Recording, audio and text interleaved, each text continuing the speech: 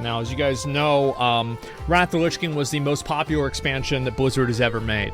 In terms of the amount of people playing it, this was at the peak of WoW's popularity, and it also introduced a lot of the things that began its decline, whether that's the Dungeon Finder, multiple raid difficulties, or other types of just little bits of bullshit that eroded the game, like the 5-man dungeons, like having to do like 7 of them a week, and just weird shit like that. So anyway, we're going to go ahead and look at what Blizzard says about the game. And so, how everybody, now that we've announced Wrath of the Lich King Classic would release on September 26th, we want to give you an update on some of the items we've been collecting feedback on since our beta has begun. So, raid lockouts. We've decided that lockouts should be shared between heroic and normal versions of the raid, but not between 10 and 25 player versions of the raid. So basically, you can do the raid twice a week and not 4 times a week. Back in Wrath of the Lich King, you could do 10-man, 10-man heroic, 25-man, and 25-man heroic. You could do all 4 of those raids in one day. Or sorry, in 1 week. Or 1 day, if you had enough time. Now that is no longer the case. You have to actually decide which one you want to do, normal or heroic. I don't really know how I feel about this, to be honest with you. I don't know. I mean, what do you guys think about this? Does this help the game? Does this make the game better? I don't see a positive for this. Only changes 1 raid. It changes 2 raids because you're talking about Trial of the Crusader and you're also talking about ICC. So it would change both of those raids. So why lock normal and heroic and not 10 and 25 man? I don't know. I think it's because people, like 10 and 25 man are like different gameplay, but like heroic and normal are different gameplay too. So like that doesn't make sense either. Old War doesn't have a normal and heroic feature. That's not how it works. Seems like a time-gated decision than a game one. ICC was already like this, no? I don't think so. I think you were able to do ICC 4 times, right? Yeah, they changed it in ICC. So ICC was already like this. ICC, you could swap between bosses. I guess, I mean, if you can swap between bosses, it's not that big of a deal. This is the ICC change. Okay, okay. Yeah, it's been so long that I don't really remember.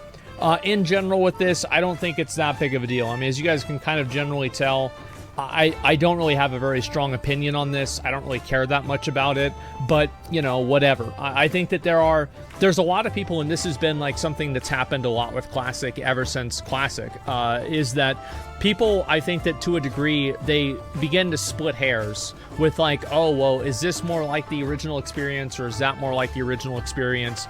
And you're trying to create something that's like, again, a different memory in everybody's minds. And so it's very hard to do that.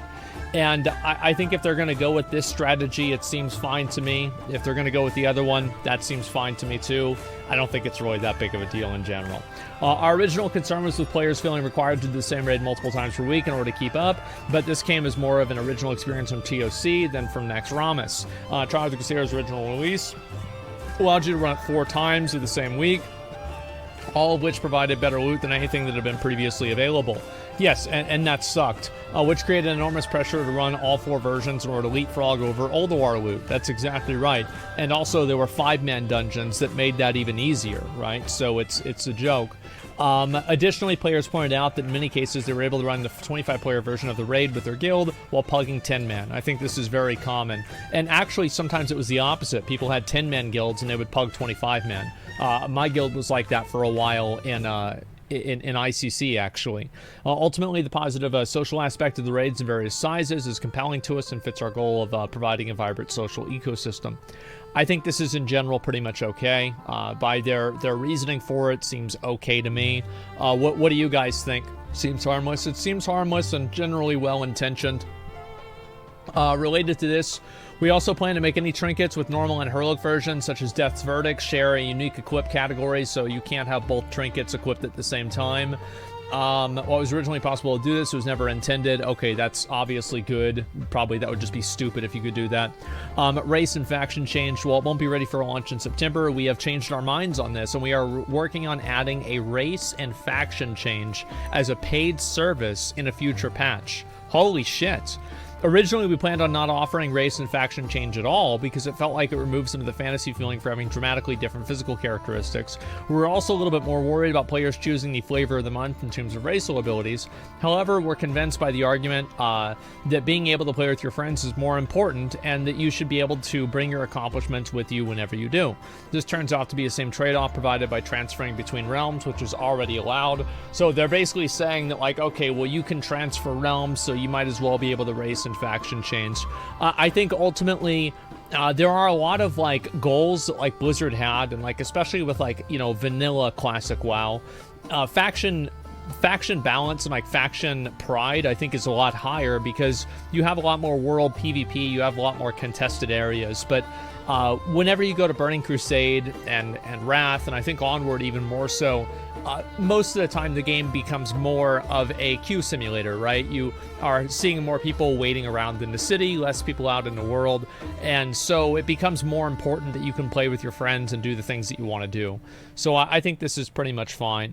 They had faction changes in Vanilla Wrath as well. Yeah, I think it came out somewhere around like Ulduar or TOC, somewhere around there. It was a long time ago. Faction change helps balance. It worked before, right? Yeah, it definitely did. Well, I mean, the thing is, it can't get that much worse than it already is. So I'll definitely say that. Imagine they never done these services, instead had server visits like Guild Wars 2. No, I think that they... I always thought that allowing people to faction change was a bad idea, but I do think that, like, at this point, it's not really that big of a deal. Like, it was a bad idea then, but, like, at this point, who gives a fuck? Yeah. Let's see here. And, flavor of the month, racial abilities, convince, yeah, okay. Short fits our aims to nurture and protect social experiences. Yeah, exactly. People want to play with their friends. Character-based mounts and achievements. As before, we plan to have mounts and achievements be per character rather than on the account.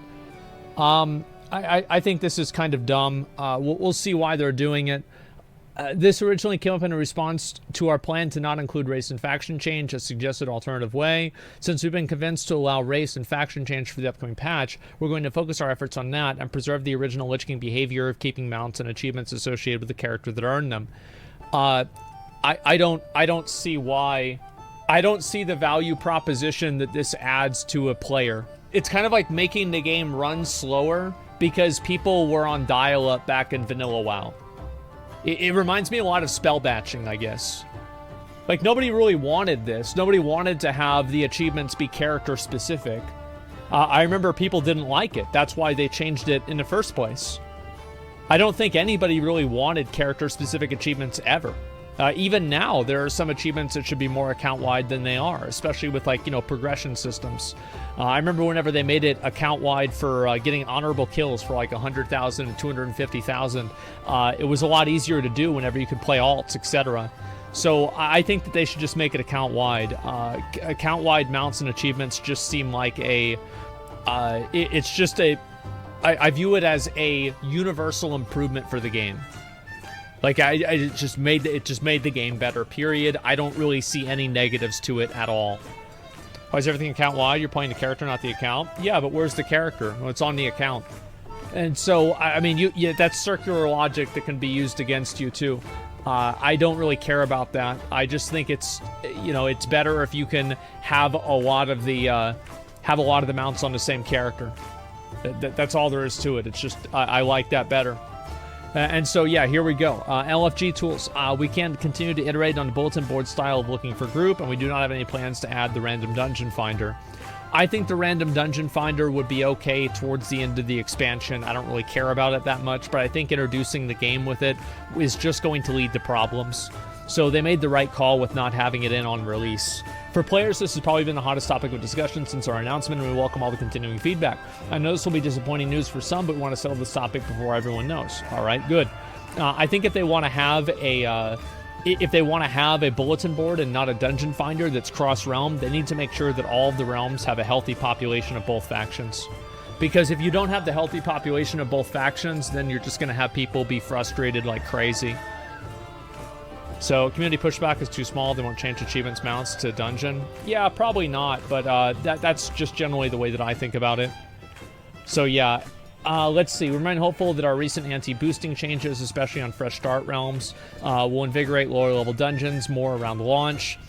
I don't really think so. I don't think so a whole lot, because it's just it takes so much time to get to a low-level dungeon. So, like, if you're leveling and you want to do Maraudon, think about how much time it takes to get to Maraudon. Whereas, if you use that time to just level on your own, you'll probably be higher level than if you did Maraudon, and that's assuming that the run goes completely well. So, I always think that, like, LFD and, like, this kind of stuff, if you don't have mega servers where there's, like, 1 million people on the server, then I think that you need LFG. But, so the reason why I'm saying so is because then if you have something that if anybody does an opportunity cost analysis of it, they would not do it, isn't that bad? I don't know. I think that's bad. I think that's bad. Like, if you run opportunity cost analysis on something, and most people will come to the conclusion that it's going to waste more time than it's going to save, then I think that's a bad thing. Absolutely. Dungeon groups popping off right now in Classic. Well, that's a good thing. And I think it depends on your server. And that's what I was saying with mega servers. And that's the way I think all servers should be. I've been very adamant about this. I think that servers are a technological limitation. I do not think that they enhance gameplay. I think that for some people they do, because they like being the top X or Y on the server. But just by the nature of what that is, it's a very small amount of people. And I think that for an average player, playing on a server with a lot of people on it has more positives than negatives. And I'd like to see more large-scale servers in general. Dungeons are only popping off because of experience bonus. That's true. Yeah, that's probably a big factor. Dungeon Finder only caters to asocial players. It's good if they don't implement it. I don't really think that people are being super social whenever they get into groups in general. Whenever I would join groups in Classic WoW, I didn't really talk to a lot of the people whenever I played on my alts. Like, this is like off stream, like not whenever I'm doing it on stream. Obviously, that's a different thing. But I'm just saying, like, off stream on a random alt, people don't really know who I am. There's not really a lot of, like, social experience that happens in general. I think that a lot of the social experience that happened back then was a product of the fact that you were this is the first time you were able to interact with other people on the internet in a fucking open space in a video game, and it was 2006. Now you're doing that all fucking day, and people want to stop doing that because it's so fucking exhausting through social media. So I don't think that I don't think that's entirely true. I don't think so at all. UBRS is probably the most talking one. Yeah, because you had a lot of people. You had to plan things out. And there are no people on the internet yet. True. Some dungeons are really social, but not every run for sure. Yeah, definitely. I think that's the case for sure. But I just think that forcing people to, like, run to the dungeon and spend, like, 45 minutes trying to find a group. It's like you're trying to find, like, level 45 tank to do a dungeon. You're probably going to have a hard time doing that. And I don't think that really makes the game better for the other 4 people that are in that group. And it's just, it's a frustrating experience for them. And so that's the way I see it.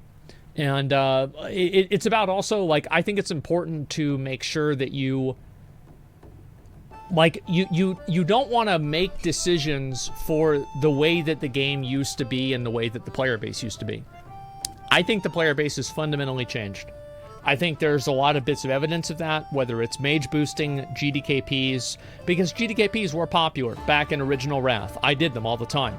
I remember I got my Bryn Troll Heroic for 5,000 gold, which was the minimum bid in a GDKP. I remember that so fucking clearly, and I was so happy I got it.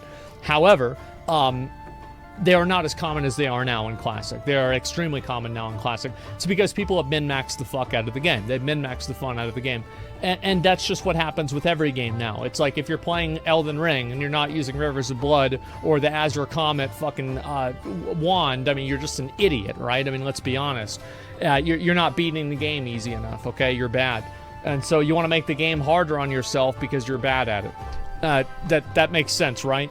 And so, point is that I think that most of these changes are generally positive. And, I'm okay with it. I think it's a generally good philosophy. Sure. Random Dungeon Fire sucks from road toxicity with vote kicks and griefers because people would just re-queue. Yeah, but it also, like, I think that it's bad. I don't like the whole vote kick system or anything like that. I don't think that there should be any restrictions on it. I think it should just be if 3 people want to kick out one of the people in the group, they should just be able to do it.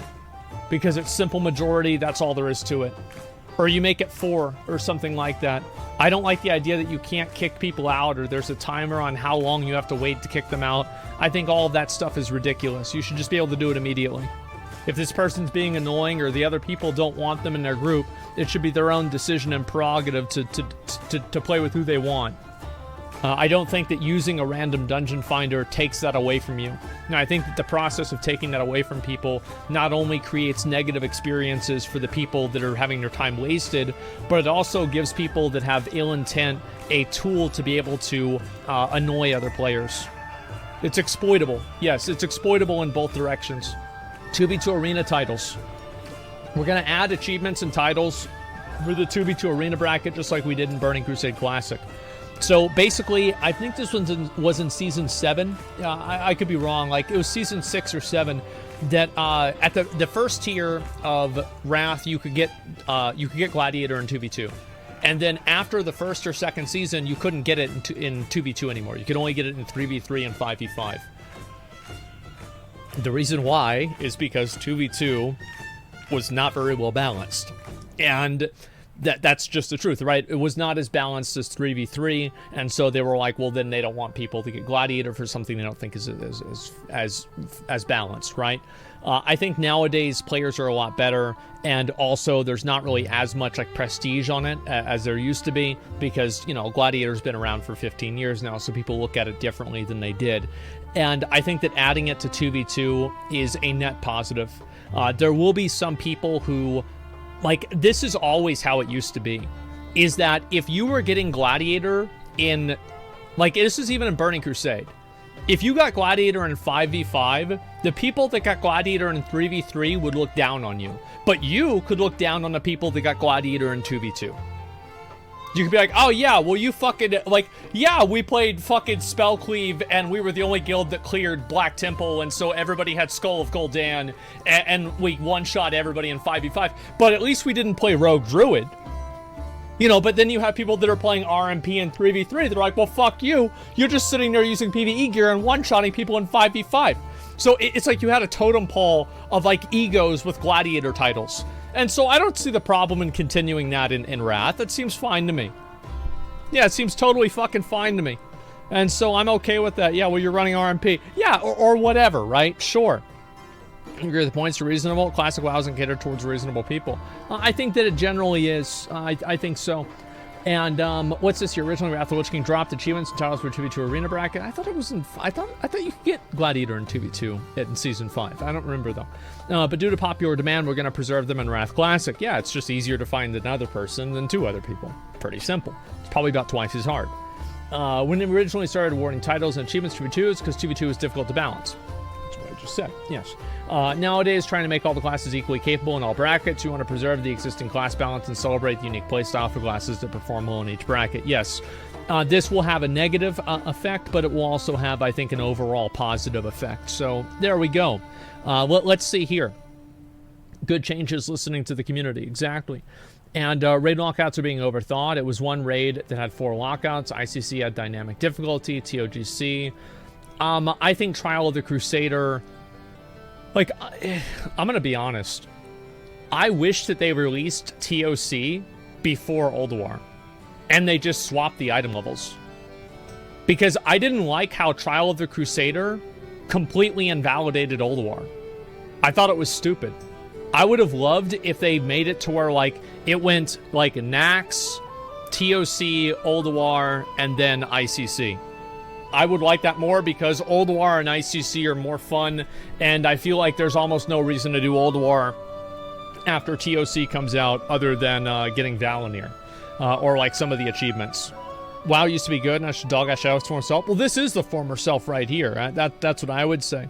Most disappointed they didn't stagger Wrath of the Lich King and Dragonflight more. I think that it's staggered enough. I don't think we're going to see Dragonflight until December, and that's going to be a good 2 months at least until Dragonflight comes out. I mean, you've got to keep in mind, they released Nax Ramus in Classic WoW less than a week after they released Shadowlands. It was so stupid. Like, that was awful. So yeah, I think this is fine in general. Is the LFG tool going to teleport us to the dungeon? No, but once a couple of you arrive, you can use the meeting stone to summon appropriate level party members to join you. I think they should change this personally. I think that having to run to the dungeon, I don't know. I don't want to do it. You know what I mean? Like, I don't want to do it. That's fine. Yeah, running tomorrow. I love it. Yeah, running to Scarlet Monastery is Alliance. Love it. It's classic, though, man. Yeah, it is. I mean, okay, 10 minutes to fly to some dungeons. Come on, man. It's fucking running to dungeons? Like, really? Yeah, I know. That's what I mean. And so you want random dungeon finder, then? I want to be able to teleport to the dungeon, yeah. I don't know. Maybe I'm being a lazy Andy for this. But, and this is like, again, like, I don't play Classic constantly like other people do. So maybe they'll understand it. They've got a different viewpoint. Maybe Blizzard should listen to them instead. But for me personally, I don't want to run to the dungeons every time. It's boring. It takes too long. Like, I would compromise, and I would say this, though. I would be fine if you allowed people to teleport to the under 80 dungeons, or the under 70 dungeons. So, for example, like, you could teleport to Scarlet Monastery, but not to Gundrak. Because, like, that's what really takes a lot of time, is, like, traveling in the old world. Traveling in Northrend is not that big of a deal.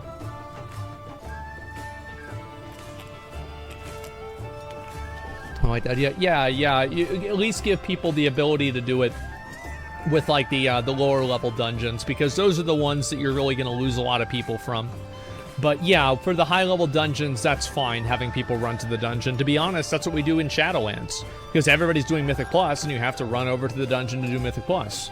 Increase bag slots for having SMS Connect. Yeah, everybody always wants more bag space. I can assure you, I actually did not ask this question. And let's see here. ICC's been changed. Okay, that's pretty much about it. Just looking at all the rest of this. So what do you guys think about these changes with Wrath of the Lich King Classic? You guys think these are positive? Is this, you know, a W or an L? I think this is generally a W. Like, this is a... I think that all of these topics are...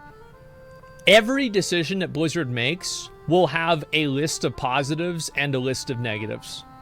I think that in general, with these changes, the list of W's is larger than the list of L's. And the only change that I really dislike, I don't really care about running to dungeons. Like, it's not that big of a deal one way or another, right? Like, I don't...